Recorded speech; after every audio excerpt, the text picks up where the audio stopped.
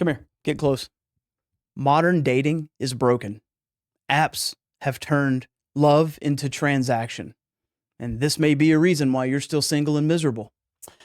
Welcome back to Sober Psychology, where we rip the rose-tinted glasses off of your love life and force you to stare at the dumpster fire that's modern relationships. I'm Michael, your host, psychologist in training, and a guy who's dodged enough dating landmines to know that swipe right is just code for settle for mediocrity.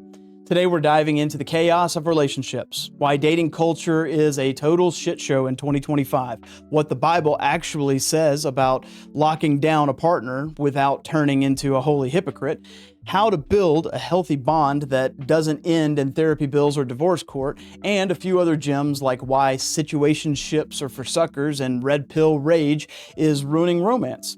If you're single and scrolling through apps wondering why everyone is a ghost or in a relationship that's more meh than magic, stick around. This episode's packed with psychological studies, biblical truths, and hard-hitting rants that'll make you laugh, cry, or finally dump that deadweight partner. Let's get real, because pretending that love is easy is like saying sobriety is a walk in the park. So buckle up. Welcome to the show where we break down the mental health stigma, navigate sobriety with humor, and prove that it's okay to laugh while you heal.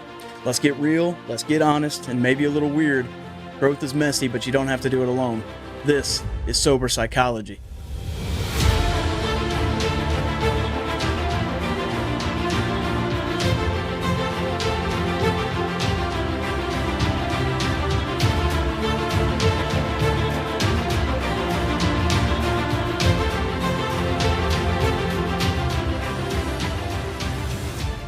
Hello, you beautiful people. Welcome back. This is episode 47, 48, somewhere in there. Another week rolling right along, and we're diving into relationships today. This one is going to be fun. It's going to be interesting. As always, the studies that I looked into are very eye-opening and wild. I am 36 years old, and as a guy who started dating at a time where you didn't really have a ton of technology, or technology was right at the beginning of, AOL Instant Messenger and MSN and Yahoo and all this kind of stuff. And that was even before text messaging was a big deal. I remember what it was like to be someone who dated people based on who you knew, or people that were just involved in shared activities, or the neighbor down the street. I don't know, but it's changed drastically. And then as someone who went through all of that and then got married and divorced and then started dating again in the early 30s, I can tell you it's drastically changed, and I freaking hate dating. So anyways, we're going to talk about it. We're going to talk about it not only from a societal perspective, but from a biblical understanding of it and how to build strong bonds that last, and then what we could do to kind of remedy everything that's going on in 2025, especially with dating. I'm terrified as someone who is a new dad, thinking about the prospect of, my child dating one day. If it's the way it is now, I don't want to sound like one of those old, crotchety men, but I'm terrified of what it could be. But anyways, if you're returning, thank you for being here. Spotify listeners, thank y'all so much, as always, for the support. My YouTube warriors, thank y'all for sticking around. If you're new here, subscribe to the channel, hang out, come on. We do this every week, long form video one time a week, and then shorts all the way throughout the week. And then we're about to ramp up. I got some new content ideas coming down the pipeline. And then now we're throwing videos out on Facebook. So if you're watching the long form video on Facebook, thank you very much. Love you guys. As always, I could really use your help if you wouldn't mind. It's 100% free and it helps me tremendously. If you could subscribe to the YouTube channel, if you could start to follow the Spotify channel, if you could comment. And you don't even have to have anything nice to say. You could just comment in general. That would help out a ton. If you could like the video, and then what really helps, what takes it to the next level, is if you could share this with somebody. Just share it with somebody. Just give it to them. Let them check it out. But it helps. Viewership helps. The amount of time that you're watching helps. All of that helps. Comments, likes, anything. So I appreciate you guys for being here, as always. I'm going to try and stick to the script on this one, but as always, I'm not going to make promises there. But section 1, we're coming out hot on this one. This is the shit show of modern dating culture.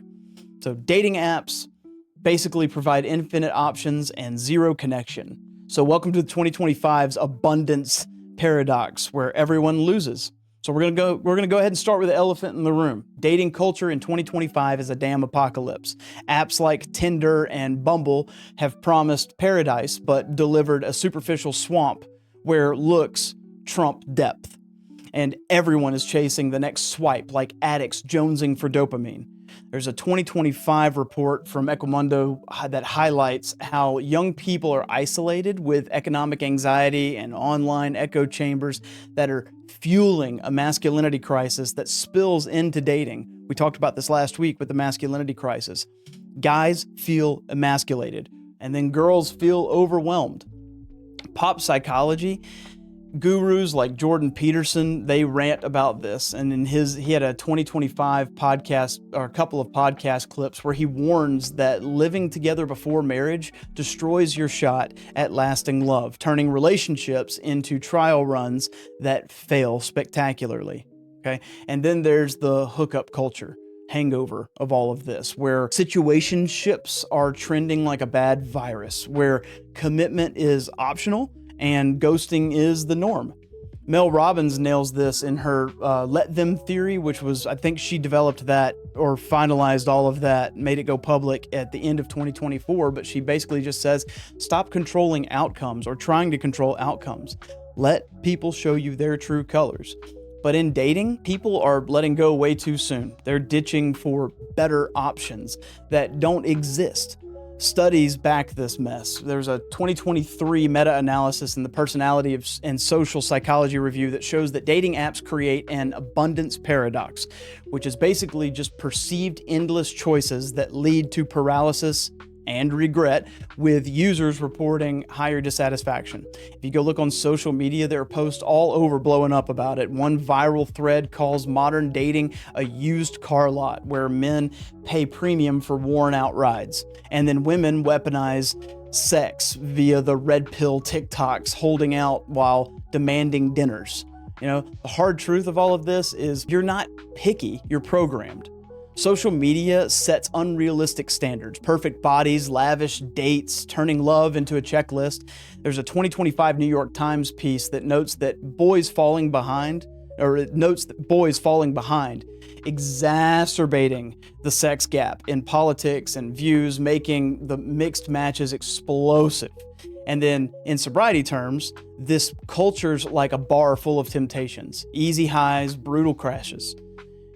Dating is like Russian roulette with feelings. You pull the trigger on a profile and hope that it's not a bullet in your self-esteem. To fix it, ditch the apps, meet or stay single. It's better alone than in a toxic tango, right? These situationships, they're basically commitment's evil twin. You know, why settle for kinda together when you deserve the real deal? Now, again, I'm not trying to sound like an old codger here. I have made my fair share of mistakes. I'll elaborate on that a little bit more as we dive more into this episode, but things change. Things are different. I get it. And economically, it's tough to survive out there financially. So if you're shacking up with somebody, I would say check and question your intentions. Okay. My wife and I, we had already been together for over a year and a half, almost over 2 years. And she was living in her own apartment, and then I was looking for my own apartment, and we live out in a place where a 1-bedroom, 1-bath apartment in a decent area is going to be $1,800 a month. Neither one of us wanted to try and afford that if we were pretty much just spending all of our time with each other anyways. So we made the financial decision. And at this point, when this decision was made, I already was in the process of saving up for a ring to propose to her. So I think situations are different, but that gets very close to justifying poor behavior, okay? Both times, I have engaged in premarital sex, and then I have been with the people that I engaged in premarital sex with. And I 100% can tell you that it puts an enormous strain on the relationship. I can 100% tell you that it makes things more difficult. You're chasing, again, this dopamine rush. You're chasing this idea of a connection when all you're doing is going after the heated heart in that sense, right? You're going for the lustful intent. So again, I am not in your situation. I don't know what you're dealing with. All I'm able to give you is this general basic idea, these rules and principles, these blueprints, as we'll talk about.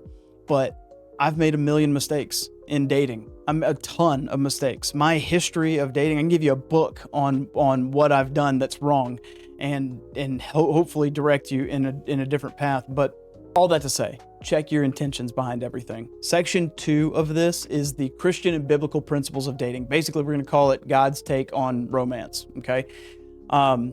Biblical dating is basically saying no hookups, real courtship, authentic, real, right? Jesus flipped tables, so it's time for you to flip your dating script. And I know that's tough because part of the thing that I believe most people struggle with in today's day and age with Christianity is the idea that you have to die to your flesh.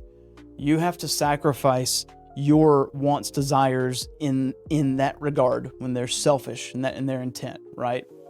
So anyways, shifting gears to the divine side of all of this, if modern dating is hell, biblical principles are the roadmap out. Okay, Christianity doesn't do situationships. It's courtship with purpose, aiming for marriage without the premarital pitfalls.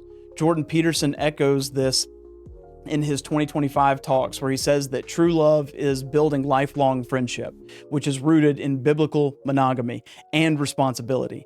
The Bible is very clear on this. 1 Corinthians 7 warns against burning with passion. You date with intent or you stay single. That's it, okay? No cohabitation trials. Peterson also talks about this where he cites stats showing that it tanks marriage success. And again, it makes it very difficult, okay? Pop psychology, when that meets scripture, you know, Mel Robbins talks about this where boundary settings aligns with Proverbs 4:23. Guard your heart. Okay, Christian dating means vetting for shared faith. 2 Corinthians 6:14, unequally yoked. Check it out, right? That's the disaster. Courtship over casual. Involve your family, community. Focus on character, not chemistry. Bring your friends into it. Like you're looking for courtship. If you're looking for just the casual hookups, how empty are you going to feel at the end of all of that, right? There was a 2024 study in the Journal of Family Psychology that found that faith-based relationships have lower divorce rates, and thanks to shared values and accountability. Okay, and if you want to look at what's trending in all of this, a ton of social media threads bash the lustful Christians in hookups, calling for endurance, according to Ephesians 5, where husbands lead lovingly and then wives respect that, right? The raw pill for all of this is if you're banging before vows, you're basically, again, playing Russian roulette with your soul. And stats show higher breakups because of that. Okay, biblical dating is like AA for romance. No half measures or relapse into heartbreak. Okay, you want to revive this idea, you want to revive this trend, this desire, this routine that you've put yourself into. Date with God first, humans second. Okay, skip the apps. Hit church, get into some groups, some small groups, be with biblical people, be with people who are constantly chasing after God. And this is tough to do, right? Peterson, again, says to pick a partner wisely because it's life's biggest decision, right? Hurt feelings. If your dating is more Netflix than New Testament, you're doing it wrong, okay? Unequally yoked, that's biblical code for dump the mismatch before it drags you down. And this is very, very difficult. Again, personal story time, but when my wife and I first connected, we connected on a dating app, by the way. So is that hypocritical of me to be talking about? No, I'm giving you personal experience here and I'm giving you what stats show, okay? These dating apps have turned the love into a transaction. But out here, I knew nobody. It's tough to get into groups out here because this is just a work town. I've lived in multiple places, and where I live now, in Midland, Texas, is the worst community-driven place I've ever been in my entire life. There's so little community here, and it's sparse, it's scarce, and it's scary. It's difficult, okay? So all that to say, that's not justification or an excuse, but I started out with the dating app, but I knew that this time, instead of what I was doing before I got sober, where I was on a dating app just to hook up with people, I'm on a dating app because I want to get to know somebody. And I made that very clear. at the beginning. And anybody that I connected with, especially my wife, I was like, okay, look, I'm a Christian. I'm sober. I'm not going to go party. I'm not going to go out to bars and hang out. We're not going to do anything like that. And I'm looking for marriage. I'm not looking for casual dating. And then also when we started talking about our faith, she was letting me know that she's agnostic. She's struggling with the ideas and values and understanding, accepting the fact that there is something out there, but not really knowing what that is. And so for me, that was kind of interesting because normally I would immediately shut that down. And so after praying about it and being like, God, where do you want me to go with this? Like, do I just ignore this person? Do I just shut them down completely? And excuse me, through us dating, through our courtship, we ended up getting to a point where we were having good conversations about faith, reading the Bible together, things like that. And she found God through that connection. Now, I'm not the Messiah. I don't have the power to change people, but I genuinely believe that God used me in that situation to reach out to her because she lives in a place where it's just a bunch of roughneck dudes that are just looking to screw you. That's all it is. And so to have a guy come in and be like, that's not what I'm looking for. I'm looking for something more. I'm looking for a foundation to be built and to grow from that. And so I think that was an interesting aspect of it all. So that being said, check your intentions again on all of it. Okay. You can't constantly resist the change with the times. At a certain point, everyone has to start to adjust a little bit at a time. However, we have to be careful that we're not removing the human aspect from all of this. I talk about this here in a little bit, but do you know how many people are going to AI for therapy instead of a human-to-human connection? Do you know how many people are going to AI for friendship, going to computers for friendship, and not even talking with real people, talking with a computer? Because AI has become, they have all these models where they can connect with you. But people are going to that as opposed to the human-to-human connection. You will never, ever, ever replace the human-to-human connection. There's a reason that we are all here, and that is the communal aspect of that is so huge, okay? Section 3, how to build a healthy relationship. This is the psychological backed blueprints for all of this, okay? Healthy relationships, that's going to equal communication, boundaries, and trust. You skip this and you can enjoy your divorce party, maybe. Hopefully not, but possibly. So you've ditched the apps and you've got God on speed dial. Now, how do you build a relationship that doesn't implode? You start with the basics. Communication is king here, I promise you guys. John Gottman's research, which was over the span of 40 years of studying couples, shows the 4 horsemen. The 4 horsemen for John Gottman are criticism, content, defensiveness, and stonewalling, okay? Those predict divorce with a 93% accuracy. The antidote to this, soft startups, active listening. And this is, you could look at his 2023 updates where he talks more in depth about this. Mel Robbins even adds to this in her let them theory. The theory means to drop the control. Let the partners reveal themselves. Set your boundaries early, right? So like I set the boundaries with my wife. I'm a Christian. I'm not going to drink. I'm not going to party. I'm not looking to hook up with everybody in the world. I'm wanting one person that I could dive deep with and figure out, okay, are they marriage material? All right. And if I would have said all of that and she constantly disrespected those boundaries without me trying to control any aspect of it, that's all I need to know. It's basically what Mel Robbins is saying. I would highly suggest you guys go look at her let them theory. It's fascinating. Okay. Trust is the foundation. There's a 2025 study in the Journal of Personality and Social Psychology that links secure attachment from childhood, talking about John Balby here, but it links the secure attachment to lasting bonds. If you're insecure, you have the insecure attachment type, that's going to be drama city. You build this with consistency. Jordan Peterson again stresses responsibility. Show up, be reliable, or get the hell out, okay? And then you have the emotional intelligence of all of this. That matters a lot, right?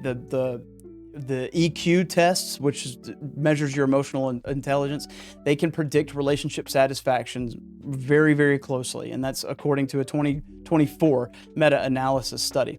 Sex, wait for commitment. Hookup regret is very real, especially for women, according to 2022 archives for sexual behavior, okay? And then if you're looking for a sobriety parallel to all of this, relationships need daily maintenance, like steps, inventory, resentments, make amends, whatever it may be. It takes constant maintenance, right? If you're codependent, clinging like a drunk to a bottle, you're absolutely doomed. I'm telling you now, you're going to have a very unhealthy relationship. Healthy love is like good coffee. It's strong, hot, with no bitter aftertaste. All right. Mel Robbins' podcast also pushes the self-love first, which I'm not very big on all of that kind of the trendy way of saying it, but she makes a very good point where she says, date yourself before dragging someone else into your mess. If you have a hurt ego, if your relationship is a battlefield, not a team, just go ahead and end it, okay? It's better to be single than shackled to a loser, or maybe you're the loser. I don't know. It's very important to understand that in order to be healthy with someone else, you have to be healthy. Come here when I say it to you again, brother. If you want to be healthy with someone else, you yourself have to be healthy first. You cannot get into a pattern of demanding what you're not willing to give. There is not one thing that I demand of my wife that I am not giving or willing to give, okay? There's no way that I would have jumped into a relationship with my wife if I had not handled my crap from my past that I was carrying on that was dragging me down, right? And we rush into this because we use people as the dopamine boost. We use people as the way to get over something, and that is not it. Folks, you have to be healthy, be good. That's be able to sit alone in a room with your thoughts, have a connection with God, have a connection with your higher power, whatever, but get to a point where you are not dependent on someone else to provide you with happiness. You're already happy. If you can't love yourself, you can't give what you don't have. You cannot love somebody else to the fullest extent if you can't even love yourself. Take it from someone who learned that the hard way, okay?